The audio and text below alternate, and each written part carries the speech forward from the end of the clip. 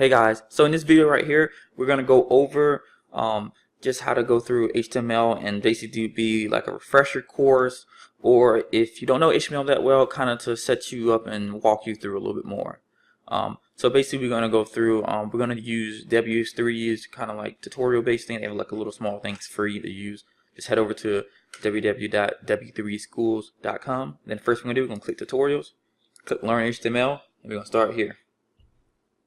So the first thing we're going to do is that first thing we're going to do right here is going to go through and we're going to create our basically our HTML, our body and our tag and our just the header, the whole thing right here. So basically right here you have your doc type, you have your HTML tag, you have your body tag which holds all of your content and stuff like that, and everything goes inside the HTML besides the doc type. You have your head tag. This is stuff that doesn't show. You'll have your link your styling sheets in here. You could link your JavaScripts in here, but we recommend it to link those at the bottom of your body tag.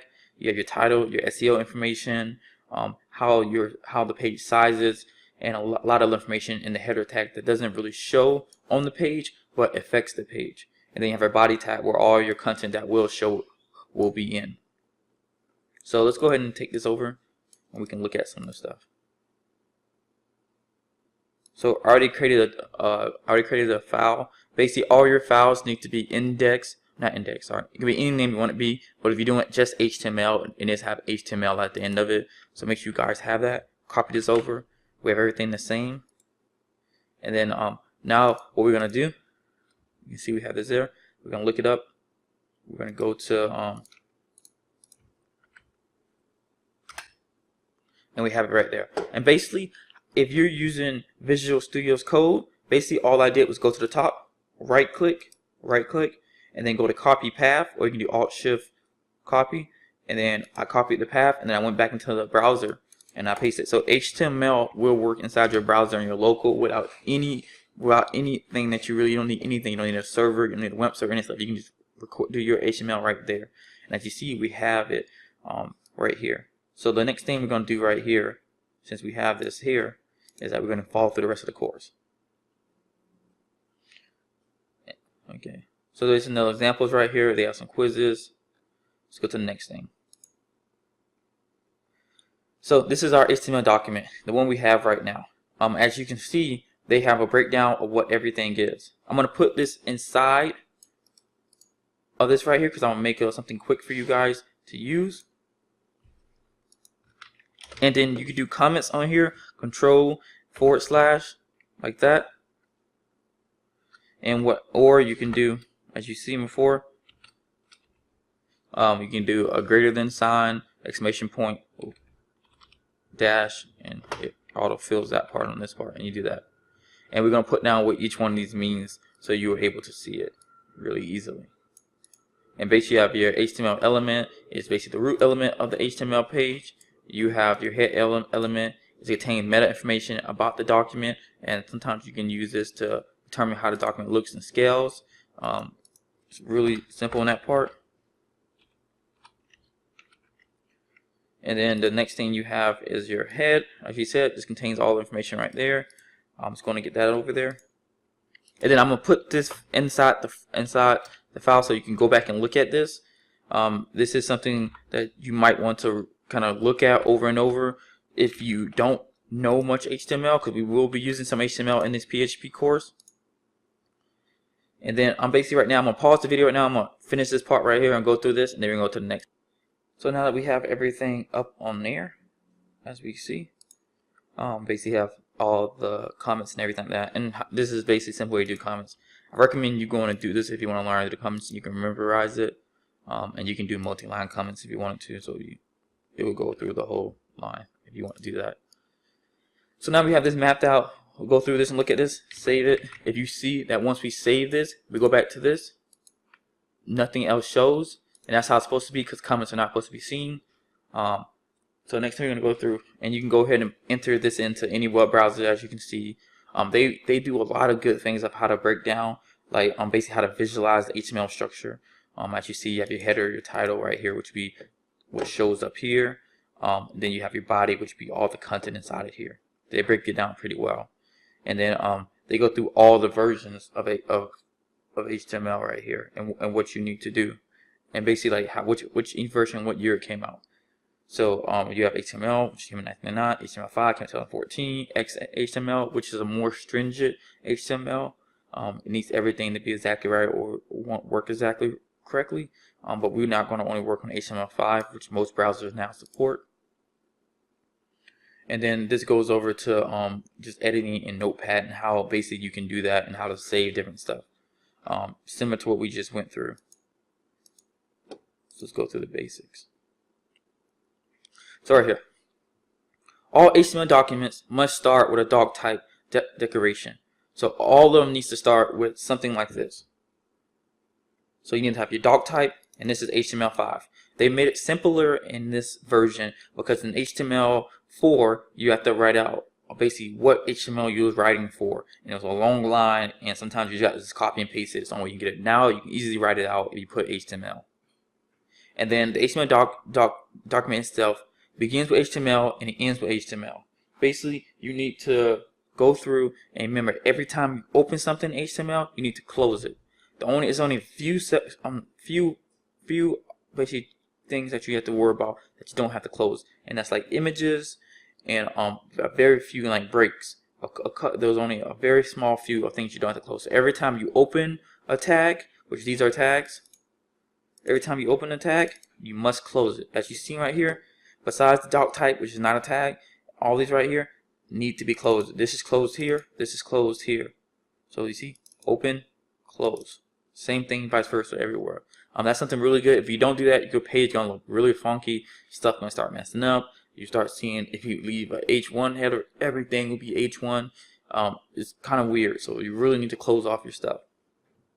And let's go through here and see how these headers look. Let's go back to our page. And basically as you see, a lot of HTML tags already kind of have some styling to it, even though we haven't done any CSS. Basically this right here is because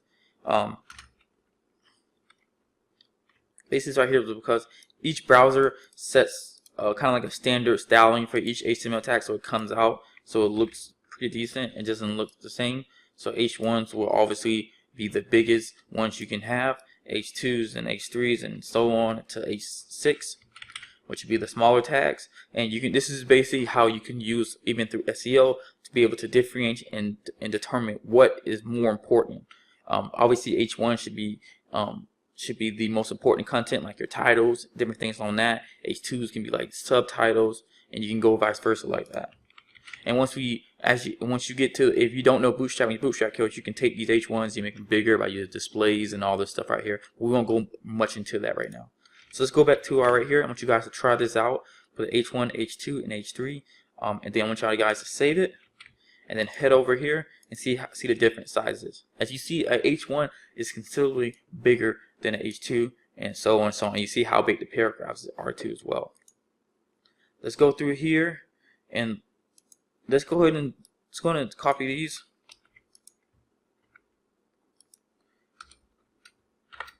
And let's do a H6. Ooh. Make sure you don't have your cap lock on.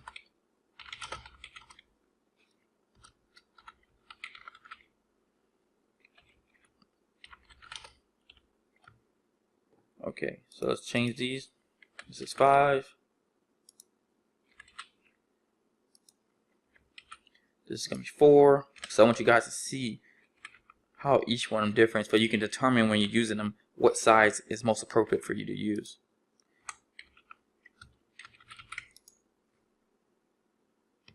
And this looks pretty correct, even though these are capitalized, it still will spit it out, but just make sure these have it correct. Okay, now you see your different header sizes. Header 1, which we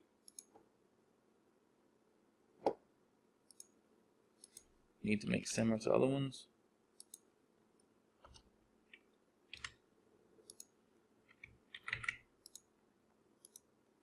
Okay, so this is header 1, this is header 2, header 3, header 4, header 5, this header 6, and this is using the standard Chrome styling right here. And if you go into Expector, so do Control I, press Control Shift I on here, my bad, and then we go into Element. You see this on the side, and we can go ahead and see kind of some of the stylings on each one. As you see, they do a font size of 1.5 em, and then you have your margin and everything on one line. If it's bold, if it's a block, which really, if something's a block, we see as we go more into it, it takes up the whole line. If it's going to have stuff beside it, can it be in line next to something? That's kind of what goes to what's a block. As you see is right here, we have, basically we can look at each one and you can kind of see the sizing on these right here. And you see that once you get to a header 4, a paragraph is bigger than a header 5 and a header 6. And you can see this easily by just seeing it on this page right here. So let's go to the next one right here. So these are examples of paragraphs, HTML links. Basically on HTML link, there's only a couple things you really need on here. You need a href, which is your location you're going to be sending this to. If you're on this, so if you want to send it to, like, just, you can basically copy it straight out of the top portion right here, out of the URL bar. Copy it from here, and you can put it in here, and that'll be your link. Let's test this out really quick.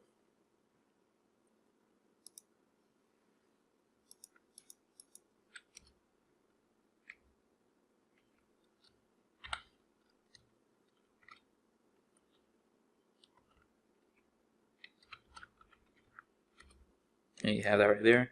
And then I will let you guys know about targets.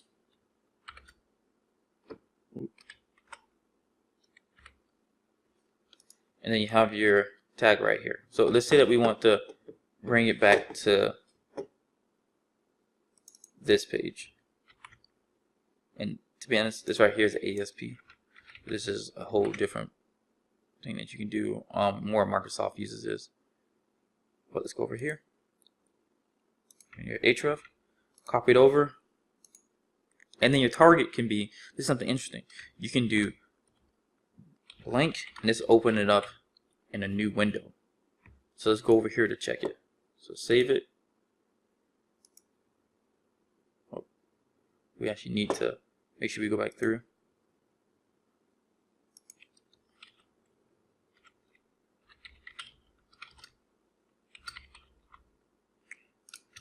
Yep, so we can see it. So this is link. It'll have if you go back to the expector on this and you look at this one, you'll see that it has basically has a cursor, the pointer, the text declaration is underlined, so you can tell that it's a link. And if you click this link, it'll open this page up in a new browser.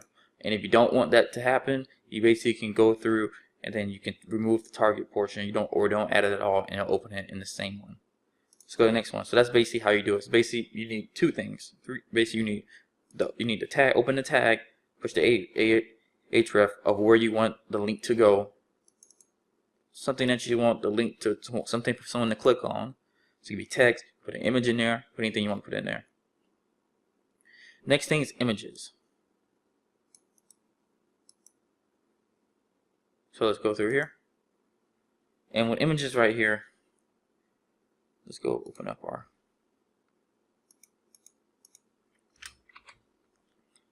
with images right here. We also gonna need to get the location of this, get it correct.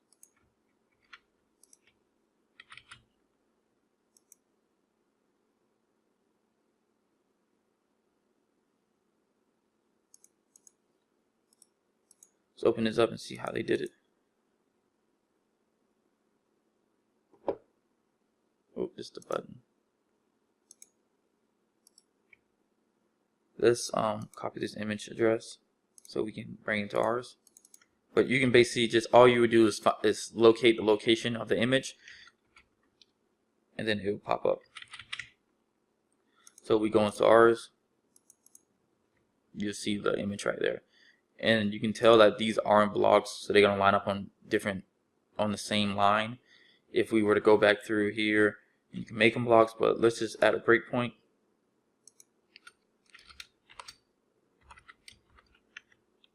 B R for break, and we'll line them up underneath each other. So this is the image, this is link, and you see how we can clearly start putting. Now you kind of see how people start constructing different pages, because then you can change the colors of different things. You can line things up, make them sort different ways. A lot of stuff you can do. And HTML is obviously just built on a couple different things. So let's go create a button. That's the next one. Really simple. Buttons are, I would say, buttons are more useful when you're submitting forms and different stuff along that lines, or you have actions or some type of function that's linked to the button. You can't do it with images, you can't do it with links, but buttons can do it. Remember, your buttons and links may look the same, but your links will perform different actions of taking someone to a different page. A button will most times sequence a function or some type of program it, destination or something to go along with that. So like when we're doing a PHP and you're doing a form, or we're doing a quiz and anything like that, it will be a submit button, which will submit all information from the form and then submit that up into our PHP code, which then will go through and take the information that we have submitted and then store it or do whatever we need to do it and spit back out what needs to be spit out. So let's go over here.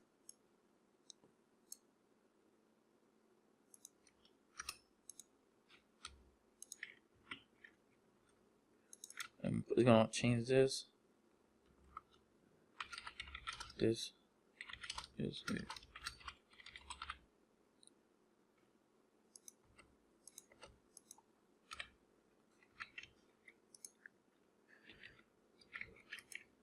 Save it. We have our button right here. And let's go ahead and break this down so that it cannot break it down, but let's go and put a breakpoint in here so that we are able to see it on different lines. But honestly, you could just go through, if you didn't want this to be on different lines, you could actually, if you put it in different divs, that will work too as well. Or if you go through and you were to just make this button make the display block, and which will put it similar to how all these are to its own line. Okay.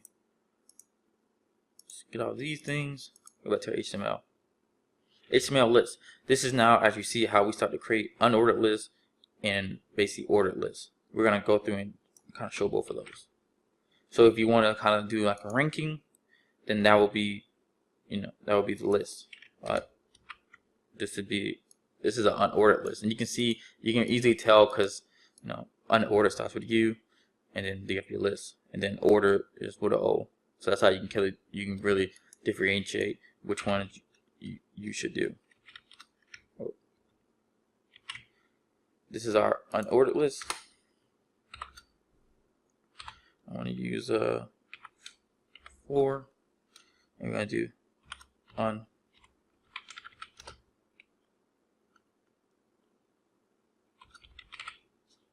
And then we're going to go through, copy this stuff so we can do the ordered list. And all we're going to do is change this, turn this U into a 0 O, close it off, and then we'll see how it looks. And you see, you have your unordered list, would be like dots, which if you go into here, you can actually change what it is. If you wanted to, you can be able to change what it actually is, the list style type, and you can do all that stuff right there, and you can display that. The next thing, and then next one under this right here, is a list. So basically, it would count out. So anything you have in your list, it would count the number, and you can rank. It's basically for steps, ordering, anything along that line right here is a good way to automatically order it right there.